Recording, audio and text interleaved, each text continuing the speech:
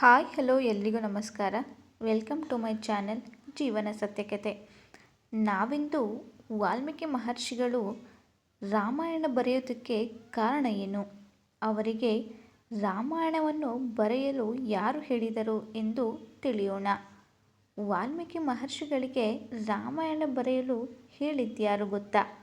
ನಾವು ಇಂದಿಗೂ ರಾಮಾಯಣವನ್ನು ಓದುತ್ತಿದ್ದೇವೆ ಎಂದರೆ, ರಾಮಾಯಣದ ಕುರಿತು ಜ್ಞಾನವನ್ನು ಪಡೆದುಕೊಳ್ಳುತ್ತಿದ್ದೇವೆ ಎಂದರೆ ಅದಕ್ಕೆ ಮಹರ್ಷಿ ವಾಲ್ಮೀಕಿಯವರೇ ಕಾರಣ. ರಾಮಾಯಣವನ್ನು ಇಂದು ವಿವಿಧ ಭಾಷೆಗಳಲ್ಲಿ ಓದಬಹುದು. ಕೆಲವೊಂದು ಕಥೆಗಳ ಪ್ರಕಾರ ಆಂಜನೇಯ ಸ್ವಾಮಿ ಮೊದಲು ರಾಮಾಯಣವನ್ನು ಬರೆದು ಅದನ್ನು ನದಿಗೆ ಎಸೆದರು ಎಂದು ಹೇಳಲಾಗುತ್ತದೆ. ಇನ್ನೊಂದು ಕಥೆಯ ಪ್ರಕಾರ ವಾಲ್ಮೀಕಿ ಮಹರ್ಷಿಗಳೇ ಮೊದಲು ರಾಮಾಯಣವನ್ನು ಬರೆದರು ಎಂದು ಹೇಳಲಾಗುತ್ತದೆ. ಸರಿ, ನಾವು ವಾಲ್ಮೀಕಿ ಮಹರ್ಷಿಗಳೇ ರಾಮಾಯಣವನ್ನು ಬರೆದಿದ್ದಾರೆ ಎಂದು ಹೇಳುವುದಾದರೆ, ವಾಲ್ಮೀಕಿ ಮಹರ್ಷಿಗಳು ರಾಮಾಯಣವನ್ನು ಬರೆಯಲು ಕಾರಣವೇನು? ವಾಲ್ಮೀಕಿ ಮಹರ್ಷಿಗಳು ರಾಮಾಯಣ ಬರೆಯಬೇಕೆಂದು ಹೇಳಿದವರ್ಯಾರು? ಈ ಎಲ್ಲ ಪ್ರಶ್ನೆಗಳಿಗೆ ಉತ್ತರ ತಿಳಿಯೋಣ ಬನ್ನಿ. ಹಾಗಾದರೆ ಯಾರೀ ವಾಲ್ಮೀಕಿ ಮಹರ್ಷಿ? ವಾಲ್ಮೀಕಿ ಮಹರ್ಷಿಗಳು ಆದಿಕವಿ, ಮೊದಲ ಕವಿ, ರಾಮಾಯಣದ ಲೇಖಕ ಎಂದು ಕರೆಯಲಾಗುತ್ತದೆ. ಇವರು ಬರೆದಂತಹ ರಾಮಾಯಣವನ್ನು ಜನರು ಇಂದಿಗೂ ಓದುತ್ತಾರೆ ಮತ್ತು ಅದನ್ನು ಪೂಜಿಸಿಕೊಂಡು ಬರುತ್ತಿದ್ದಾರೆ. ವಾಲ್ಮೀಕಿಯವರು ಒಬ್ಬ ಋಷಿ ಹಾಗೂ ಸಂಸ್ಕೃತ ಕವಿ, ರಾಮಾಯಣ ಮಹಾಕಾವ್ಯದ ಕರ್ತೃ. ವಾಲ್ಮೀಕಿ ಮಹರ್ಷಿಗಳ ಆರಂಭಿಕ ಹೆಸರು ರತ್ನಾಕರ. ವಾಲ್ಮೀಕಿ ಋಷಿಯಾಗುವ ಮೊದಲು ಒಬ್ಬ ಬೇಡನಾಗಿದ್ದ.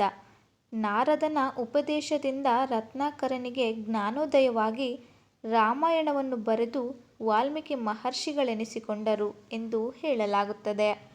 ಒಮ್ಮೆ ಮಹರ್ಷಿ ವಾಲ್ಮೀಕಿಯವರು ತಮಸಾ ನದಿಯಲ್ಲಿ ದಡದಲ್ಲಿ ಅಡ್ಡಾಡುತ್ತಿದ್ದರು. ಈ ಸಮಯದಲ್ಲಿ ಅವರು ಪ್ರೀತಿಯಲ್ಲಿ ಮುಳುಗಿರುವ ಎರಡು ಕ್ರೌಂಚ ಪಕ್ಷಿಗಳನ್ನು ನೋಡಿದರು. ಇವೆರಡು ಜೋಡಿ ಹಕ್ಕಿಗಳಾಗಿದ್ದವು. ಅದೇ ಸಮಯಕ್ಕೆ ಅಲ್ಲಿಗೆ ಒಬ್ಬ ಬೇಟೆಗಾರನು ಬರುತ್ತಾನೆ. ಅವನು ತನ್ನ ಬಾಣದಿಂದ ಒಂದು ಕ್ರೌಂಚ ಪಕ್ಷಿಯನ್ನು ಕೊಲ್ಲುತ್ತಾನೆ. ಅದು ಗಂಡು ಪಕ್ಷಿಯಾಗಿತ್ತು. ಇದನ್ನು ನೋಡಿದ ಹೆಣ್ಣು ಕ್ರೌಂಚ ಪಕ್ಷಿ ಅಸಹಾಯಕತೆಯಿಂದ ದುಃಖಿಸತೊಡಗಿತು. ತನ್ನ ಸಹಚರನನ್ನು ಕಳೆದುಕೊಂಡು ದುಃಖಿಸುತ್ತಿರುವ ಹೆಣ್ಣು ಕ್ರೌಂಚ ಪಕ್ಷಿಯನ್ನು ಕಂಡು ಮಹರ್ಷಿ ವಾಲ್ಮೀಕಿ ಹೃದಯವು ವಿಚಲಿತಗೊಂಡಿತು ಮತ್ತು ಅವರ ಬಾಯಿಂದ ಒಂದು ಶ್ಲೋಕವು ಹೊರಬಂದಿತು.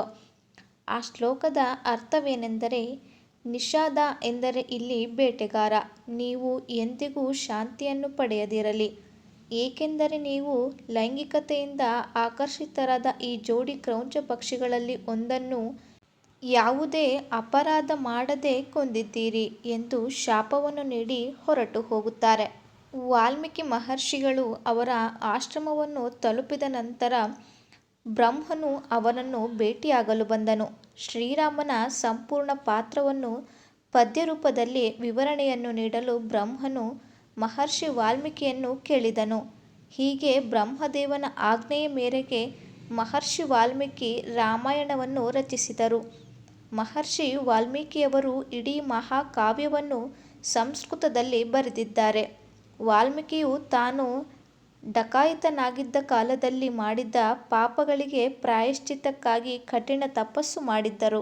ಬ್ರಹ್ಮದೇವನ ಆಜ್ಞೆಯ ಮೇರೆಗೆ ಡಕಾಯಿತನಾಗಿದ್ದ ವಾಲ್ಮೀಕಿ ಮಹರ್ಷಿಗಳು ರಾಮಾಯಣವನ್ನು ಬರೆಯುವ ಮೂಲಕ ಇಂದಿಗೂ ಜನಮನದಲ್ಲಿ ಉಳಿದುಕೊಂಡಿದ್ದಾರೆ ಹಾಗೂ ಪೂಜ್ಯ ಸ್ಥಾನದಲ್ಲಿದ್ದಾರೆ. ಇದಾಗಿತ್ತು ಇವತ್ತಿನ ವಿಡಿಯೋ. ಈ ವಿಡಿಯೋ ನಿಮಗೆ ಇಷ್ಟ ಆದರೆ ಒಂದು ಲೈಕ್ ಮಾಡಿ ಹಾಗೂ ಮತ್ತಷ್ಟು ಜನರಿಗೆ ಶೇರ್ ಮಾಡಿ. ಇನ್ನೂ ನಮ್ಮ ಚಾನಲ್ನ ಸಬ್ಸ್ಕ್ರೈಬ್ ಮಾಡ್ಕೊಂಡಿಲ್ಲ ಅಂದರೆ ಈಗಲೇ ಸಬ್ಸ್ಕ್ರೈಬ್ ಮಾಡ್ಕೊಳ್ಳಿ.